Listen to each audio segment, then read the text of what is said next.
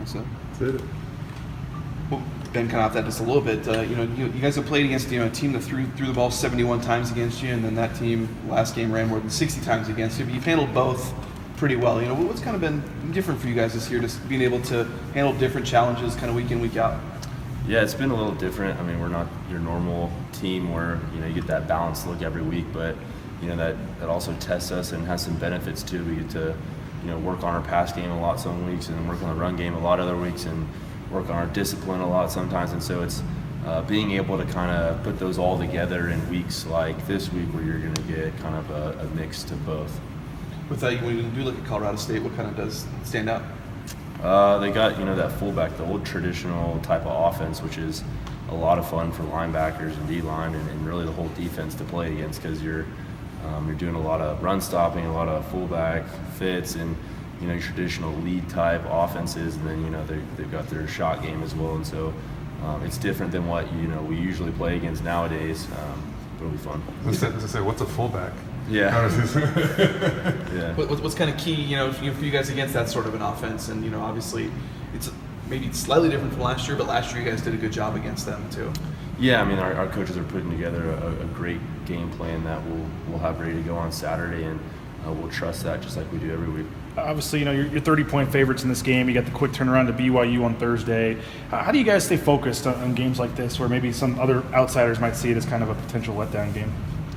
We just focus on the task at hand. I mean, it's easy to look at a broad spectrum and forget about what you have to do right here and right now, but Coach Harsh and all the coaches do a great job of allowing us to really focus on the task at hand and just going on 1-0 that week. Tanner and some other guys were saying maybe last year you guys struggled with that, looked past some teams at times last year. Now that you're 15th, you're ranked, and you got a chance potentially to go to a big bowl game again, how do you guys every week try to really focus on that 1-0 mentality and not have the slip-ups you had last year? We don't think about the rankings. I mean, we enjoy it. We're glad for our fans. We're glad for everyone else on the rankings. But to us, I mean, we've only played 5 games, so there's such a long season to go. Every single week is a chance to go out there and show the nation what we're capable of, and so we focus on that. How hard is that? Hard? Is it easy to not look ahead to a team that beat you next week on a Thursday and the next opponent and all that? I mean, how you're college guys, you got social media and stuff. I mean, how do you block everything else out and focus on that 1-0 in this week's game? Yeah, we stay away from that. It's the media, right? So doing stuff like this is the stuff when you actually hear about it, you get those pats on the backs, and so we try to stay mission focused and stay over here and in the film room and on the practice field and worry about those things and getting better, because there's still so much that we have to get better at. When did your perspective on rankings change? Because I'm assuming there was a point in time when they were cool. So when did they change, and why was it necessary? When I started playing, actually. When I was a redshirt and I didn't play, and everything was just about winning and what bowl game we went to. But once you start playing, and there's so many things you have to focus on for your actual individual game and the team game and the ultimate goal of the actual team. I mean, you start to understand that, the first 3 games of the season, first 5 games, nothing matters until it's the last game of the season and what your rank is. So you tend to forget about all those things. When Tanner said after last week's game that you might have overlooked some teams, as we were just talking about there, how much did that help you guys for this moment, I guess? And I mean, how discouraging was it then, and how much has it helped you now? Yeah, I mean, we have an older set of groups or people in certain groups, just like the linebackers, and so we've been through a lot together, as well as some of the other people and groups on this team. And so going through last year together and seeing our outcome and how our mindset was is it's a lot easier to have our mindset that we do now for this year.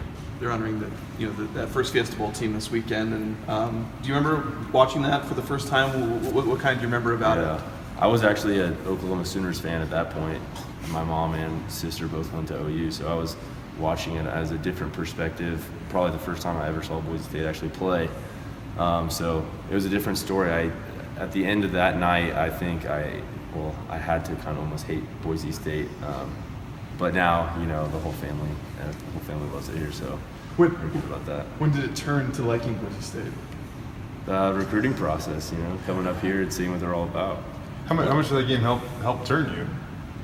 Just seeing the capabilities. I love the fact that Boise State's always the underdog, and no matter what situation, performance they're in, they always succumb to it and always outperform whatever bigger opponent it is. So. I don't know if you've seen the helmets or not, but you guys are wearing the helmet with the old logo from 10 years ago, and obviously the Fiesta Bowl look, uniform-wise. They announced that yesterday. How cool, I guess, is that going to be? I think it's been 10 years since you guys have worn white at home. It's going to be a little different, but how cool is it to wear the Fiesta Bowl uniforms? Yeah, I mean that's all stuff that we enjoy to do for the fans. We like to do for the community. I think for myself and the rest of the players, it doesn't matter if we wear blue, orange, white, silver, gray, black, whatever it is. We're more focused on getting the win and doing it the right way with our team. So you're wearing the same uniform in all 3 Fiesta Bowls, though. It is kind of a cool, tradition. It's a fun look, but if we spend too much of our time worrying about that, then the outcome of the game will be not what we want that to be. With one of the guys that just walked by and tried to distract you was Spurbeck. What's as a fellow teammate and stuff, what's impressed you most about him? And he's closing in on the school receiving record now. His work ethic is so different, and his attitude and mindset is. He's not that guy that wants praise or talks about it or acts like he's Thomas Spurbeck, even though he is, and that's what's so cool about him is he's just another one of the guys out there, but he goes out there on the field and puts his head down and works, and that's really the type of leader he is too. He gets so many people to follow him and come to his leadership because he works hard and he's actually accountable and he executes extremely well. I don't know if it's funny or what, but every time people talk about him, they're kind of like, oh, that's him. It's like when they see him, like, I don't know if that's funny to you guys or what, but it's just like, I think that's a lot of people have said that, just like. Which is awesome for him because it's saying that underdog, mentality. That's what provides him his edge, and he goes out there and people look at him like he can't, do what he does, and he beats them. I know that. I mean, he wouldn't talk about it, but like as he kind of does approach that record. I mean, you've been with him now for quite some time. Mm-hmm. How cool is it that a guy that a lot of people think is kind of unassuming can go chase stuff like that?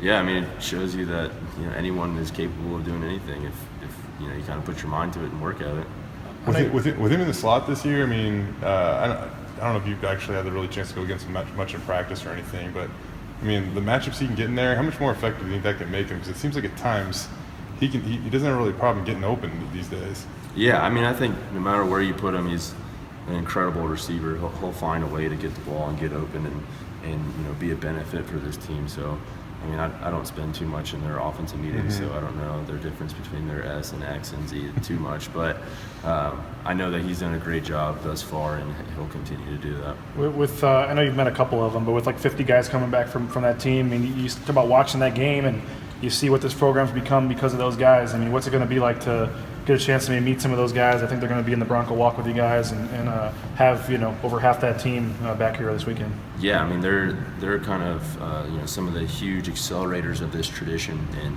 kind of the accelerators that put Boise State on the map.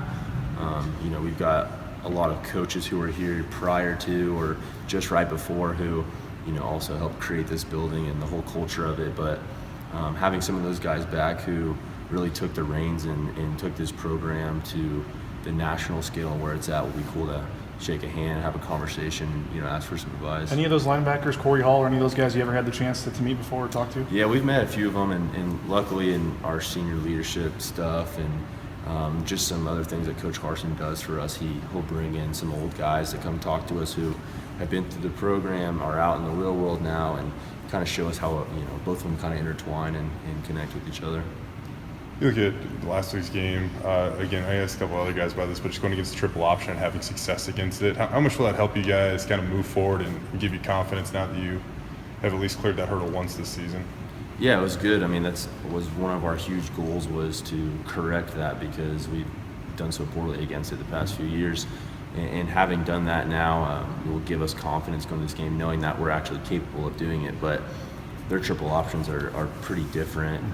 The triple option is the triple option, but the way it's run is different. And so we'll still have a lot of work to do, a lot of execution to do, because that's what it comes down to. After that one, we were joking around about the one big play, not letting it happen again. How beneficial, how big was that? And then It sounds like you guys knew immediately what went wrong, and you were able to kind of diagnose it pretty quick. Yeah, that's just the resilience. We've kind of tried to spark on that as a defense, is kind of that mentality that it's the resilience that we have. You know, offenses are good. Every team has a pretty good offense, and so teams are going to get plays, and the goal is to not let them in the end zone, and when they do get a big play, to shut them down. And so I think we've done a decent job of that this year, but continuing to do that when teams get those big plays to anchor down and stop them.